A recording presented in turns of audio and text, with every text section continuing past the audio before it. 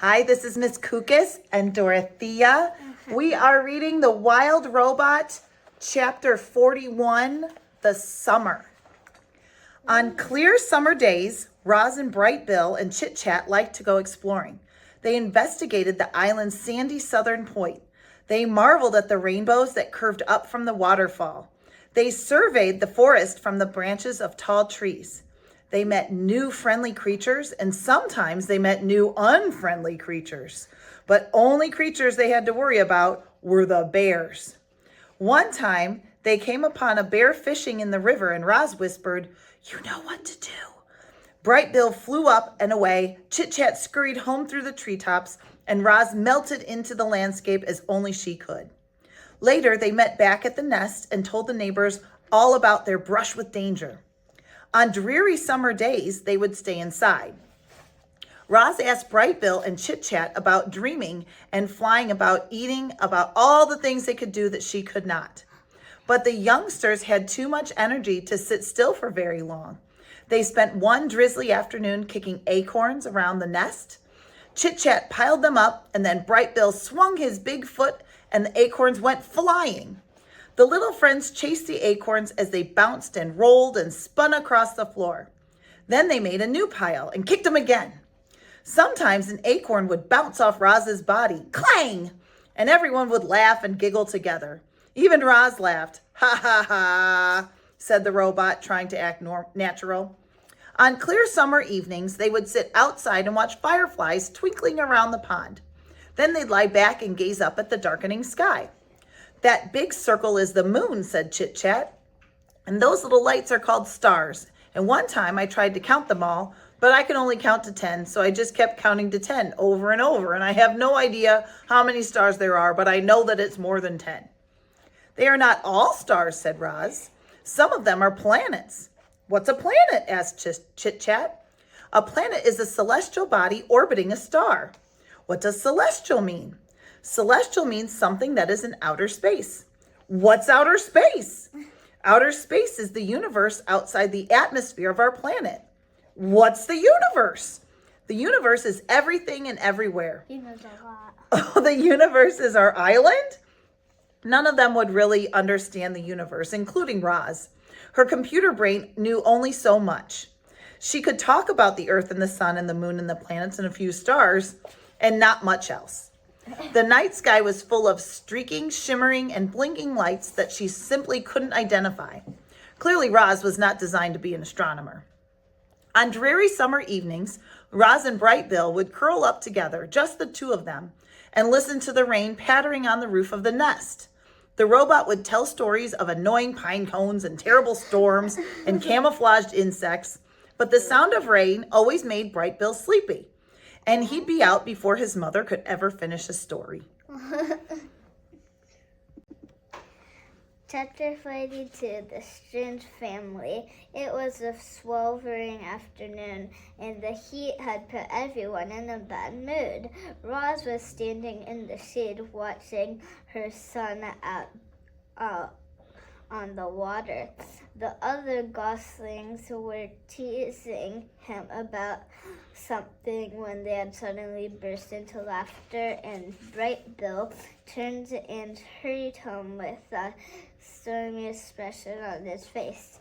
He stomped into the garden and right past his mother without saying a word. "What's wrong, Bright Bill?" said Roz as she followed her son into the nest. "Nothing," he squawked. "Leave me alone." "Tell me what is wrong." "I don't want to talk about it. Maybe I can help." "Mama, the other goslings were making fun of me." "What did they say?"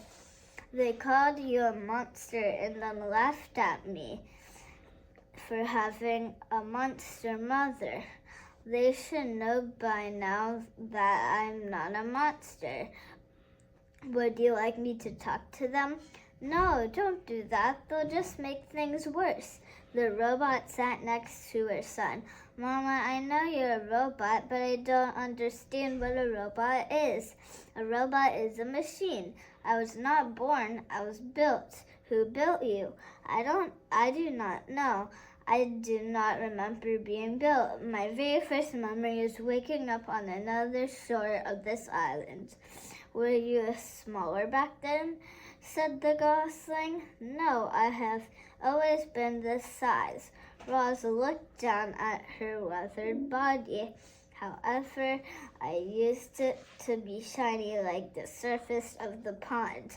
I used to stand straighter than a tree trunk. I used to speak different than a different language. I have not grown bigger, but I have changed very much. The robot wanted to explain things to her son, but the truth was that she understood very little about herself. It was a mystery how she had come to life on the rocky shore. It was a mystery why her computer brain knew certain things but not others. She tried to answer Bright Bill's questions, but her answers only left him more confused. What do you mean you're not alive? Squawked Bright Bill. It's true, said Roz. I am not an animal. I do not eat or breathe. I am not alive. You move and talk and think, Mama. You're definitely alive.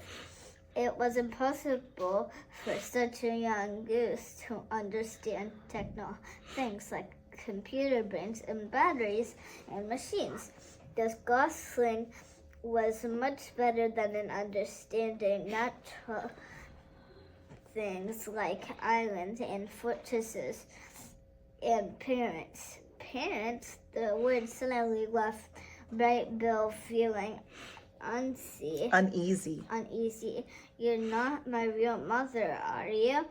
There are many kinds of mothers, said the robot. Some mothers spend their whole lives caring for their young. Some lay eggs and immediately abandon them. Some care for the offspring of other mothers. I have tried to act like your mother, but no, I'm not your birth mother. Do you know what happened to my birth mother? Roz told Bright Bill about that fateful day in the spring. About how the rocks had fallen in, only one egg had survived. About how she put the egg in a nest and carried it away. About how she'd watch over the egg until a tiny gosling hatched. Bright Bill listened carefully until she finished. Should I stop calling you Mama? Said the gosling. Call me, said the robot. I think I'll keep calling you Mama. I think I'll keep calling you Son. What a strange family, said Bright Bill with a little smile, but I kind of like it that way. Me too, said Roz. Good job. Chapter 43, The Gosling Takes Off. It must be hard to have a robot for a mother. I think the hardest part for Bright Bill was all the mystery that surrounded Roz. Where did she come from? What was it like to be a robot? Would she always be there for him? These questions filled the gosling's mind, and his feelings for his mother swung between love and confusion and anger. I'm sure many of you know what that's like. Roz could sense that Bright Bill was struggling, and so she spent a lot of time talking with him about families and geese and robots. There are other robots on the island, said the gosling during one of their talks. He'd been sitting beside his mother in the garden, but now he stood and faced her. Yes, there are others on the island, said Roz, but they are inoperative. Inoperative? For a robot, being inoperative is like being dead. Where are the dead robots? They are on the northern shore. I want to see them. I do not think that's a good idea. Why not? You are still a gosling. You are too young to see dead robots. I will take you to see them when you are older. Mama, I'm not a gosling anymore, Bright Bill puffed out his chest. I am already 4 months old. I am sorry, said Roz, but you cannot go. Bright Bill stomped around the garden and squawked. This isn't fair. I promise I will take you to see them when you are older, said the robot. But I want to go now. Please calm down. You can't even fly. I could take off and you wouldn't be able to stop me. Roz stood, and her long shadow fell across her son. The gosling could feel his emotions swinging wildly, and for a moment, he was actually afraid of his own mother. Without thinking, he sprinted toward the pond, beat his wings, and flew away. Chapter 44, The Runaway. Your son will be fine, said Ludwig. Loudwing. You know how they are at this age? I do not know, said Roz. Please tell me how they are at this age. All right. Well, Bright Bill is growing up fast. He's only natural for Adolescent goslings to be a little moody. He just needs to be alone for a while. You've raised a wonderful son. I know he'll come home soon. Try not to worry, but Roz did worry. At least she worried as much as a robot is capable of worrying. Bright Bill had never run away or flown away, and suddenly Roz was computing all the things that could go wrong.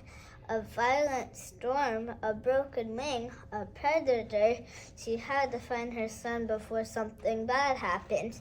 There was only one place Bright Bill could have gone, the robot gravesite. So Roz galloped to northward. She leaped over rocks and ducked under branches and charged through meadows without even showing her piece. She raced all the way across the island until she finally stepped into the sea cliffs above the gravesite. And there was Bright Bill, perched on the edge, looking at the robot parts scattered on the shore below. His eyes were wet. Don't be angry, he said as his mother walked over. I'm not angry, but you should have not flown off like that. You could have gotten hurt, or worse. I was worried sick. I'm sorry, Mama. It's okay, said Roz. It is only natural for goslings your age to be a little moody. Mama, I need to understand what you are, and I think it might help to see those other robots. You are right, it might help. Why are you not down there? I was about to go, said Bright Bill, but I got nervous. I wanted you to go with me. Let us go down there, said Roz, together. Chapter 45, The Dead Robots. The gosling floated on the breeze beside his mother as she climbed down the cliffside. Down they went, past ledges and seagulls and tough little trees, until they were standing on the rocky shore with the cliffs looming behind them. The gravesite had changed. Roz's crate was gone, lost to weather or waves. Some of the robot parts were gone too. Other parts were gritty with sand or tangled in seaweed or were inhabited by small scuttling creatures. One smashed torso had a head and legs attached. Roz and Bright Bill huddled around the corpse and studied the mess of tubes spilling out. This thing used to look like you, said Bright Bill. Yes, we are the same type of robot, said Roz. And now this robot is dead? In a way. Will you ever die, Mama? I think so. Will I die? All living things die eventually.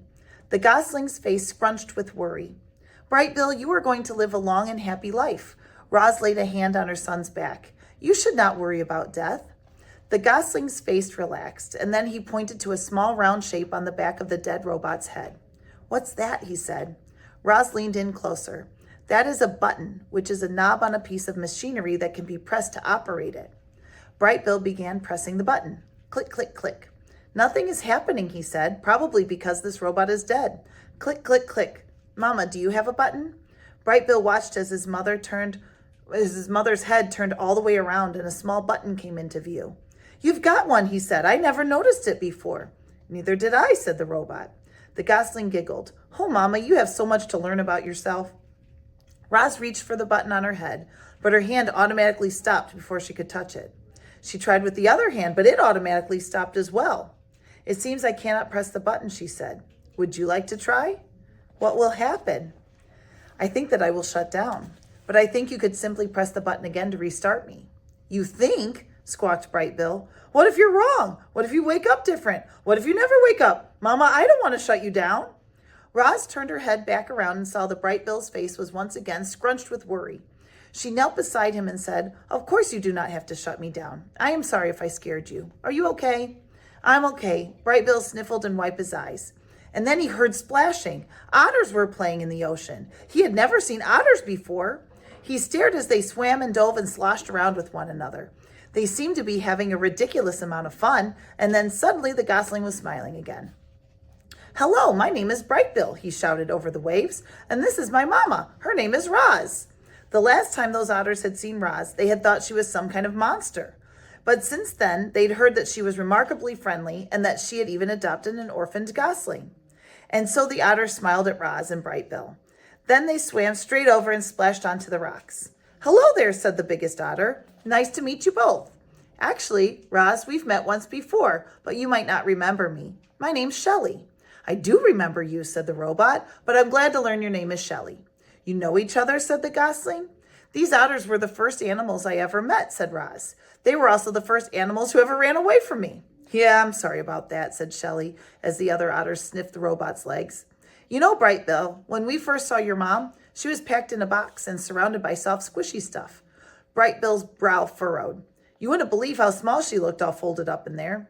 Bright Bill's nose sniffled. We thought she was dead, but when we reached into the box, she came to life and climbed out looking like a sparkling monster. Bright Bill's eyes welled up with tears, and then he felt his mother scoop him into her arms. Are you okay? She whispered in his ears. I think I learned enough about robots for today, he whispered back. I'm sorry, Otter, said Roz, but we really must be going. I hope I didn't upset the little guy, said Shelley. I thought he'd like to hear how we first met. Bright Bill will be fine, said Roz, using a friendly voice. But we have had a very busy day, and we should go home. It was nice to see you again. Goodbye. Roz turned, and with her long strides, she carried her son away from the gravesite and over to the base of the sea cliffs. Would you like to sit on my shoulder as I climb, said the robot. I feel like flying, said the gosling. I'll meet you at the top. Bright Bill flapped his wings and disappeared into the sky. Roz began scaling up the wall. Up she went, expertly negotiating rocky columns and ledges until she hoisted herself onto the cliff top, where two young bears were waiting. Chapter 46, The Fight. Hello, bears. My name is Roz. Oh, we know who you are, said the sister bear. Her voice dripped with sarcasm. We're very happy to see you again. Yeah, we're very happy to see you again, echoed the brother bear. Why do you always repeat what I say, said the sister bear to the brother. It's so annoying. I was just backing you up. Let me do the talking. Fine. You don't have to be so mean about it.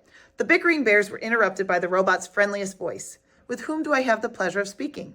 How rude of us, said the sister bear. My name is Nettle, and this is my little brother Thorn. I'm not little, snapped Thorn under his breath. It's lovely to meet you both, said Roz, but I am afraid I really must be going. And I'm afraid we can't let you do that, Nettle stepped into Roz's path. My brother and I, we don't like monsters. I am not a monster, I am a robot. Whatever you are, we don't like you, said Thorn. We hear you have become very comfortable on our island, said Nettle. Now we are going to make you very uncomfortable. Yeah, we're going to make you very uncomfortable. Stop repeating me, Thorn. Poor Roz was in serious trouble. The bears were closing in on her, but she couldn't run. She couldn't hide, and she couldn't fight. The robot didn't know what to do. But before she could do anything, there was a loud squawk and a streak of feathers. Stay away from my mama! Bright Bill swooped down and skidded to a stop between the robot and the bears. So the rumors are true, Nettle laughed. There really is a runty gosling who thinks the robot is his mother. How could anyone be so silly? Do yourself a favor, gosling, and fly away before you get hurt. She is right, Bright Bill, said Roz. Please let me handle this. But the gosling stood his ground. He spread his wings and hopped around and ready to defend his mother. The bears roared with laughter. Then with a flick of her paw, Nettle set Bright Bill tumbling over the ground over and over until he flopped onto his back and stared up at the sky stunned. This is our island, snarled Nettle, and it's time for you to go, growled Thorn. Roz made herself as big as possible. She banged her chest and roared wild, angry sounds, but the bears were not intimidated. They roared right back, and then they attacked. Nettle pulled Roz into a fierce bear hug while Thorn clawed at her legs. The robot tried to shake free, but the bears would not let go of their prey, not this time. A cloud of dust bloomed around the trio as they thrashed closer to the edge of the cliff. All of a sudden, something burst out of the trees and onto the open cliff top. Mother Bear, she was gigantic, like a mountain of golden fur, and she was furious. It seemed like this would be the end for our robot. But Mother Bear wasn't there to join the fight. She was there to break it up. Nettle, Thorn, get over here this instant.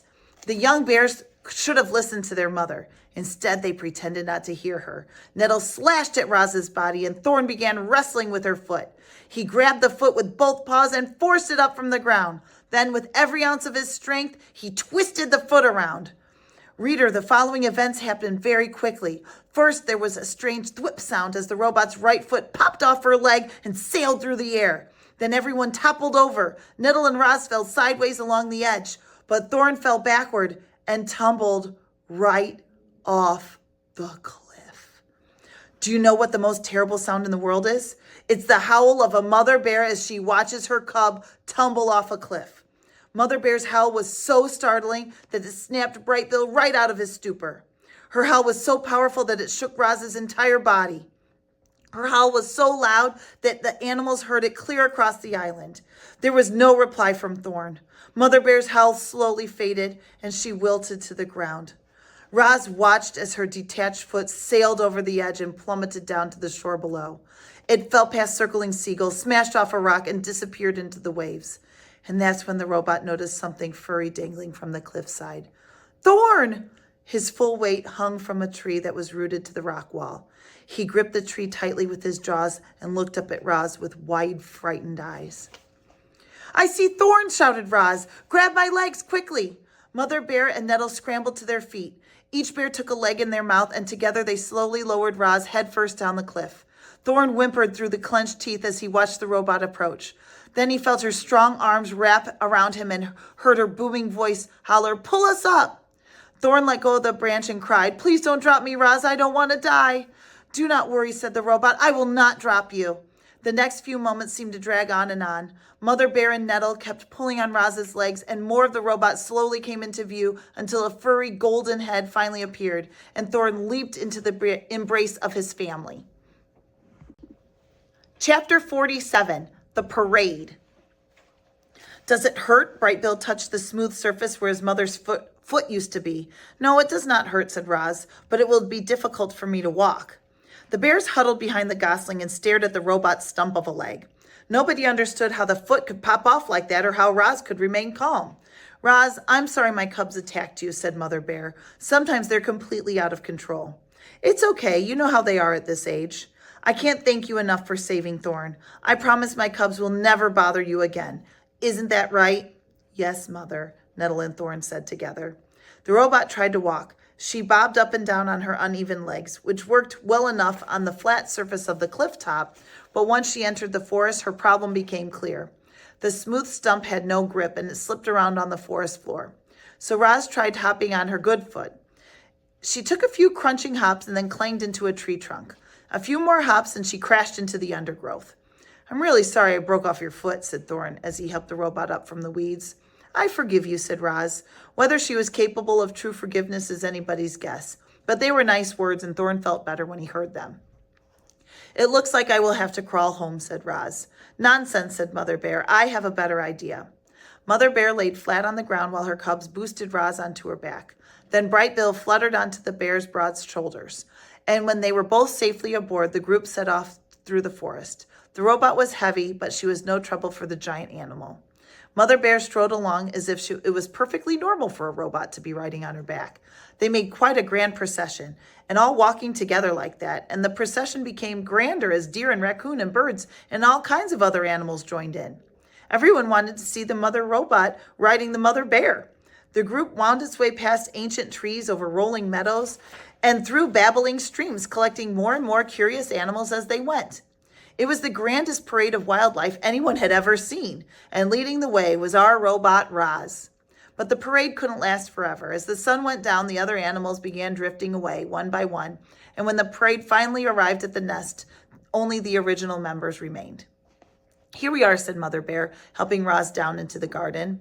Now, wasn't that better than crawling all the way home? Oh, yes, that was wonderful, said the robot. I cannot imagine a better ending to this day. Thank you very much. Yeah, that was amazing, squeaked the gosling. My friends won't believe them when I tell them I rode across the island on the back of a bear. I'm glad you enjoyed yourself. Mother Bear smiled. It's the least I could do after all the trouble these two caused. Her smile became a frown, and she glared at her cubs, who suddenly took great interest in a pebble on the ground. It was late and had been a long, difficult day for everyone. So the bears said goodbye and headed back to their cave. Bright Bill and Roz stood in the garden and watched their new friends lumber away. And then the gosling said, Mama, do you think you'll ever walk again?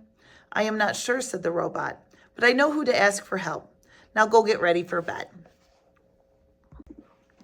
Chapter 48, The New Foot. Mr. Beaver squinted at Roz's stump. I've never built a foot before. He stroked his whiskers and muttered to himself. There really are 3 problems to solve. The foot needs to grip the ground, and it needs to be durable, and then there's the issue of fixing it to the leg. I might have to consult a few friends. Will she ever walk again? Said Bright Bill. What's that? Mr. Beaver was lost in thought. Oh, not to worry. You just sit back and leave everything to me. I love a challenge. Mr. Beaver plunked into the pond and returned while later rolling a large section of tree trunk. Say hello to your new foot, he said, slapping the wood with his tail. Hello, new foot, said the robot. That's the spirit. This beauty is from one of the hardest trees I ever chewed. I just need to make a few modifications. Mr. Beaver placed the piece of wood next to Roz. He squinted, repositioned the piece, and squinted some more. With his claws, he marked different spots on the wood. And then he put his big chompers to work. The beaver chewed and gnawed and carved up that piece of wood, turning it over and over in his paws. Chit-Chat looked down from a branch and chattered through the quiet moments. This reminds me of the time I saw a fox catch a lizard by the tail, and somehow the lizard's tail fell off and he got away. And later I saw that lizard got a new tail. And now Roz is going to get a new foot, and everything will be fine. The wooden foot took shape, and before long, Mr. Beaver was standing beside a beautiful carving that resembled a boot. He tried to slide it over Roz's stump, but the opening was too small, so he scraped out more wood until it was a perfect fit. Very good, he said, spitting out a wood chip. My friend should be arriving any minute with the next few things we'll need. And there they are now. I'd like you all to meet Bumpkin, Lumpkin, and Rumpkin, but I call them Fuzzy Bandits. 3 fat raccoons shuffled into the garden, dragging a tangle of vines behind them. Good day, said Bumpkin. Good day, said Lumpkin. Good day, said Rumpkin. You might already know this, reader, but raccoons have very nimble hands, and the Fuzzy Bandits use theirs to skillfully tie those vines around the robot's leg and around her new foot. The vines caught nicely on all of the dings and dents and scrapes. Once they were tied good and tight, Mr. Beaver threw back his head and hollered, Trunk tap! We could use your assistance! There was silence, and then 3 quick taps echoed down from the forest canopy. Ha, that'll be him, said Mr. Beaver, smiling. A very handsome woodpecker swooped into the garden. You called? Came the woodpecker's musical voice. Indeed I did. Everyone, this is my woodpecking pal, Trunk Tap. Now, Trunky, we need some tree rosin, the really sticky stuff. Can you help us out? Of course I can, said the woodpecker. You've got a perfect pine right here. Trunk Tap hopped over to the crusty old pine tree and pecked a few deep holes in the bark. Thick, syrupy resin began oozing down the trunk. Mr. Beaver scooped up handfuls of the resin and smeared it all over the wooden foot and vines until everything glistened with stickiness. And when the resin dried a short time later, Roz's foot was finished. This is wonderful, said the robot as she strolled around her garden. I'm as good as new. Mr. Beaver and Trunk Tap and the Fuzzy Bandits were feeling pretty happy with themselves. They'd done a very nice thing. But it was the first wooden foot any of them had ever made, and within a week the vines were coming undone and the foot was sliding loose. So they returned, determined to get it right. They found even harder wood and even tougher vines. They experimented with rosin, heating it by the fire, letting it boil and thicken until it became an indestructible glue. They kept tinkering with their design until finally Roz had herself a wooden foot that she could rely on. Huzzah! Mr. Beaver rapped his knuckles on the new and improved creation. I knew we'd get it right. Roz moved slower than before, and she had a slight limp, but she was back to her old self again, and that was a relief to everyone, especially Bright Bill.